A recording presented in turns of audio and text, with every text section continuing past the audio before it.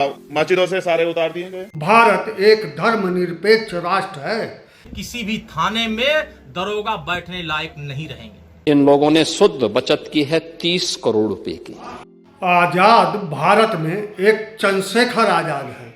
चंद्रशेखर नाम है उनका, आजाद टाइटल लगाते हैं, सांसद हैं और एक भीम आर्मी के सर्वेसर्वा है। वह उठाते हैं मुद्दा कि क्या मुस्लिमों का कोई उनकी आस्था नहीं है, उनका धर्म नहीं है। निश्चय ही भारत एक धर्मनिरपेक्ष राष्ट्र है, एक धर्मनिरपेक्ष देश है, इसमें कोई शक नहीं है। तो ऐसे में क्या मुसलमानों की धार्मिक आस्था नहीं है? यही सवाल चंद्रशेखर आजाद उठा रहे हैं, जो भीम आर्मी के सर्वेसर्वा है। महत्वपूर्ण यह है कि चंद्रशेखर आजाद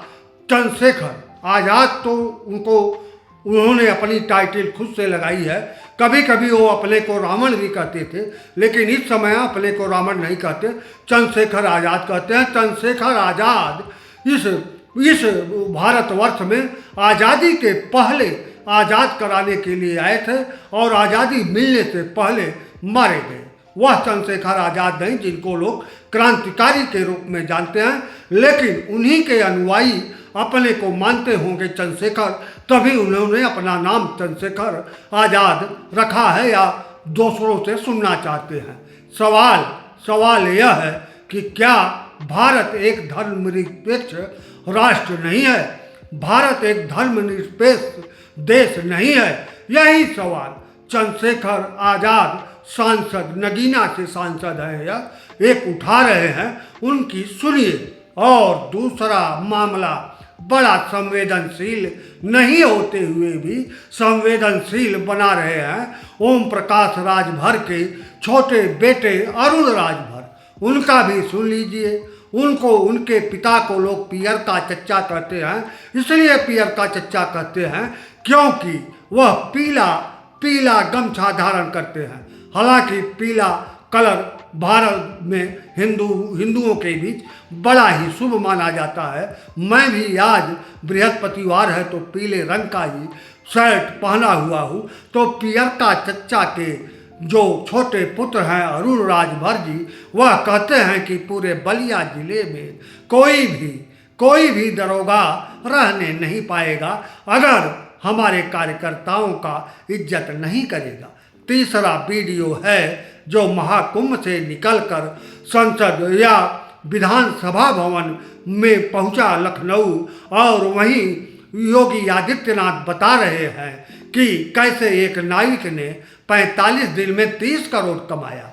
यहाँ सब आंकड़ों का खेल है, बाजीगरी है। और उसी नाविक के विषय में अमर उजाला अखबार ने निकाला है कि वह हिस्ट्री सीटर है थाने का। इसको भी देख लीजिए। सभी चीज़ों को घाल मेल मत करिए, सभी चीज़ों पर संवेदनशील तरीके से विचार करने की ज़रूरत है कि भारतवर्ष एक आज़ाद देश है और यहाँ सब जनता की सरकार है, लेकिन जनता के बीच आखिर चल क्या रहा है और यह चलाने वाले कौन हैं? जिनके पास सत्ता है, जिनके पास ताकत है, जिनको जनता ने एमपी बनाया है, विधायक बनाया है और जो जनता को ही एक मजाक बना दिए है। लेकिन आप ये बताओ, मस्जिदों से सारे उतार दिए गए। बरेली में सांप्रदायिक तनाव भड़काने के लिए मुस्लिम धर्म के जो सबसे बड़े प्रतीक हैं हजरत पैगंबर साहब के खिलाफ जिस तरह के गानों का प्रयोग किया गया, क्या मुस्लिम समाज जिसकी संख्या करोड़ों में है, क्या उसकी कोई धार्मिक आस्था नहीं है? अभी हमने देखा, ऐसा लगता है जिनका राज है उन्हीं की आस्था है, उन्हीं का सम्मान होना चाहिए, उन्हीं का धर्म आगे बढ़ना चाहिए, तो उनका संरक्षण तो बहुत दूर की बात है। लेकिन मुस्लिम समाज जो है, जिनका इतना बड़ा योगदान है, मैं अपने जिले से शुरू करता हूँ। नगीना, हमारे यहाँ लोकसभा क्षेत्र नगीना है, नगीना कस्बा है, उसमें एक सायरन बजता था कि जो लोग मेहनत मजदूरी करके आते हैं और सुबह अपना रोजा रखना चाहते हैं, तो वो सायरन सुबह के समय 1 मिनट बजता था तो उन लोगों को जानकारी हो जाती कि रोजे का समय हो गया, सहरी का जो उनका कार्यक्रम होता है, और शाम में अफ्तारी के समय कि वो अपने धार्मिक उसको कर लें। 1 महीने कार्यक्रम होता है। मैंने अपने एसएसपी से बात की, उन्होंने कहा सर सुप्रीम कोर्ट की रूलिंग है। तो मैंने कहा भाई कोई रास्ता निकालो कि उनका भी काम हो जाए, क्योंकि जो गरीब लोग हैं, गाँव में रहते हैं, मेहनत मजदूरी करते हैं, थक जाके सो जाते हैं, तो उनको भी अपना जो है पूजा करने का, अपना जो उपासना करने का अवसर मिल जाए, उनके साथ कोई इस तरह की वो ना हो स्थिति बने। तो उन्होंने कहा सर सरकार का आदेश है कि इस तरह कोई नया वो नहीं होगा, लेकिन वो पुराना चला रहा, पुरानी परंपरा का सम्मान होता है लेकिन नहीं हुआ। लेकिन आप ये बताओ, मस्जिदों से सारे उतार दिए गए, कई धार्मिक कार्यक्रम होते हैं जिसपे रोड पे पूरे जुलूस निकलते हैं, जैसे मैंने बरेली का जिक्र किया, लेकिन ऐसा क्या है कि ये कौन सा अमृतकाल है कि दूसरे की आस्था नहीं है और हमारी आस्था है। इस आधार पर अगर हम ये करेंगे तो क्या एक बहुत बड़ी पीड़ा उन लोगों के मन में नहीं पहुंचेगी कि अपने ही देश में आज हमारे साथ गैरों जैसा व्यवहार हो रहा है? क्या उनको तकलीफ नहीं होगी? क्या हम दूसरों को तकलीफ दे? कौन सा धर्म सिखाता है कि हम किसी को तकलीफ दे के और हम अच्छा काम कर रहे हैं? मैं तो इस बात का समर्थन नहीं करता। बस जिसकी लाठी उसकी भैंस हो गई है, और क्या तो उनकी बात मान लो वरना जान के लाले पड़ जाएंगे, ये भी आपके सामने है। और फिर पूरे मामले को रफा दफा करने में भी अब एडमिनिस्ट्रेशन और पुलिस का जो रोल है वो सरकार के कभी कभी नतमस्तक नजर आता है, ये भी चिंता का विषय है। तो भारतीय समाज पार्टी ने फैसला किया है, भारतीय समाज पार्टी ने आगाह कर दिया बांसडी के दरोगा को और बलिया के एसपी कप्तान साहब को, बलिया के डीएम साहब को, कि हमारे कार्यकर्ता हमारे सम्मान है। हमारे कार्यकर्ताओं पर अगर आंच आएगी, हमारे कार्यकर्ताओं को निर्दोष अगर पीटा जाएगा तो बलिया के बांसडी छोड़ दीजिए, किसी भी थाने में दरोगा बैठने लायक नहीं रहेंगे। हमारे कार्यकर्ता बम बारूद लेके नहीं चलते हैं, सरल स्वभाव, गरीब बेचारा, गरीब को आपने पीटा है और पीला गमछा लेकर के चलने वालों से जिन लोगों को तकलीफ हो रही है, जिन लोगों को लग रहा है कि पीला गमछा लगा देने से जिनको तकलीफ हो रही है, जिनकी आंखें अगर नहीं काम कर रही है, तो उनका आंख भी अब निकालने का काम भारतीय समाज पार्टी कार्यकर्ता करेंगे। कार्यकर्ताओं के सम्मान के साथ अगर खिलवाड़ होगा तो लड़ाई आर पार की होगी।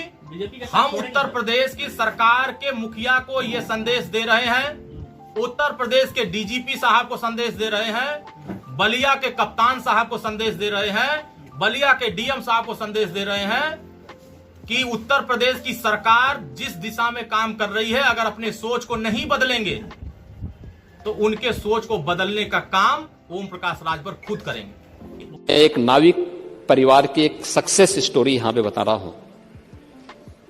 ये नाविक परिवार जिनके पास 130 नौकाएं थी, 45 दिनों की अवधि में इन लोगों ने शुद्ध बचत की है 30 करोड़ रुपए की। यानी एक नाव ने 45 दिनों में 23 लाख रुपए की बचत की है, कमाई की है। प्रतिदिन के अगर आप बजट उनकी बचत देखेंगे तो यह लगभग 50 से लेके 52,000 पर डे की उनकी इनकम थी एक नाव की।